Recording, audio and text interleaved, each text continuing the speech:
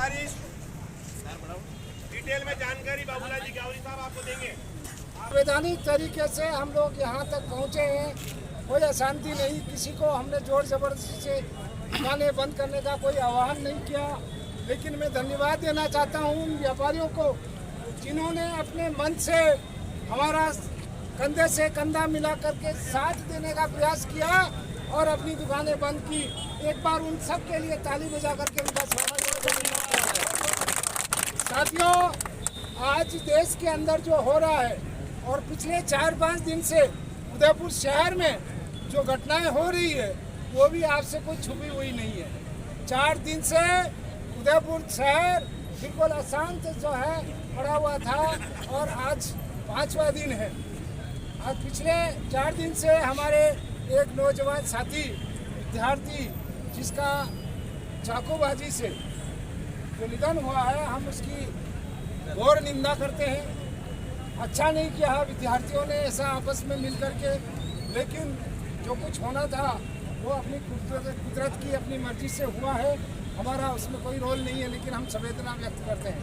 साथियों, उसके पीछे जो यहाँ के लोगों ने जो राजनीति की है उसकी हम बहुत बड़ी निंदा करते हैं, कठोर निंदा करते हैं।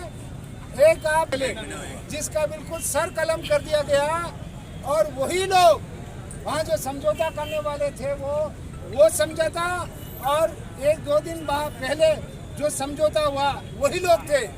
लेकिन समझौता करने का जो तरीका था उसकी हम कठोर निंदा करते हैं, भर्त्सना करते हैं और ये कहते हैं कि ये अमानवीय तरीका जो लोगों ने अपनाया है हमारे पास, हमारे ST-SC के लोगों के पास। हालांकि जो बच्चा जो मरा गया वो भी ऐसी का था, लेकिन मुझे ऐसा लगता है कि वो राजनीतिक हिसाब से जुड़ा हुआ कहीं था। इसकी वजह से ऐसे लोग सारे हिंदू धर्म के तमाम लोग बाहर निकल गए, लेकिन हमारे साथ ऐसा नहीं हुआ। साथियों, वो बात छोड़िएगा, लेकिन आज जो हमारे साथ पूरे देश में भारत बंद है और भारत बंद होने का कारण हमारे जो है सुख संपत जी ने बहुत कुछ बताया है।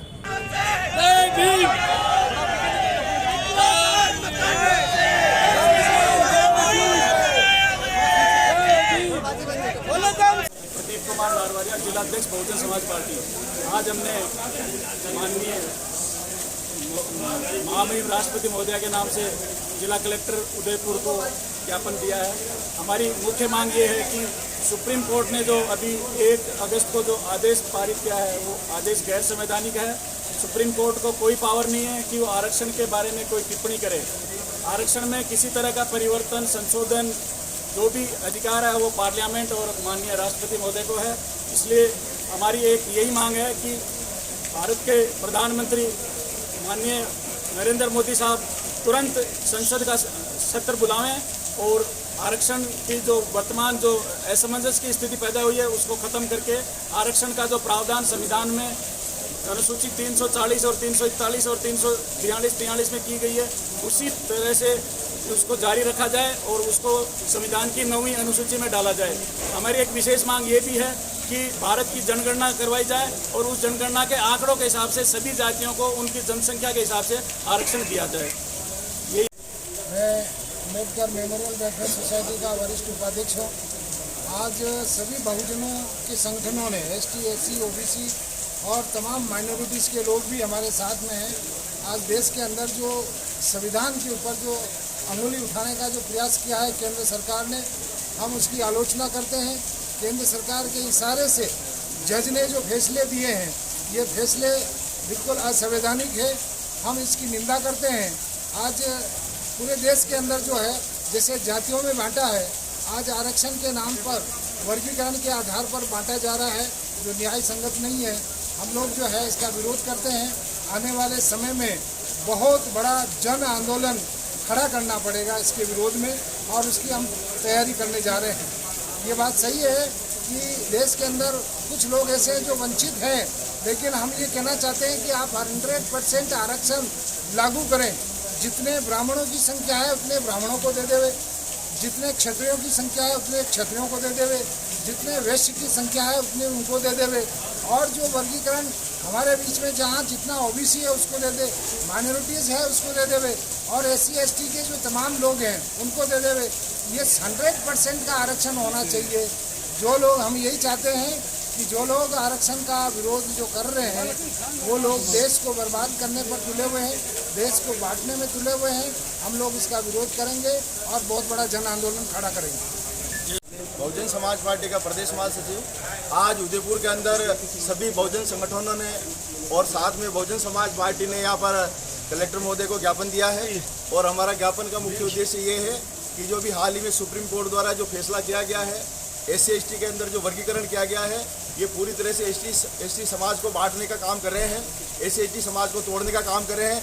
इससे हमारे SC ST को किसी प्रकार कोई फायदा होने वाला नहीं है। अगर आप इसी प्रकार करना चाहते हो तो आज देश का 50% रिजर्वेशन खाली जनरल कास्ट के लोग खा रहे हैं। आप उनके अंदर वर्गीकरण कीजिए ना। आपने इस देश का जो OBC का जो रिजर्वेशन है वो तो पहले ही खत्म कर दिया है, उसके अंदर क्रिमिनल लागू करके, और अब आप SC ST के अंदर भी क्रिमिनल लागू करके और SC ST का भी पूरा रिजर्वेशन है उसको आप खत्म करना चाह रहे हैं।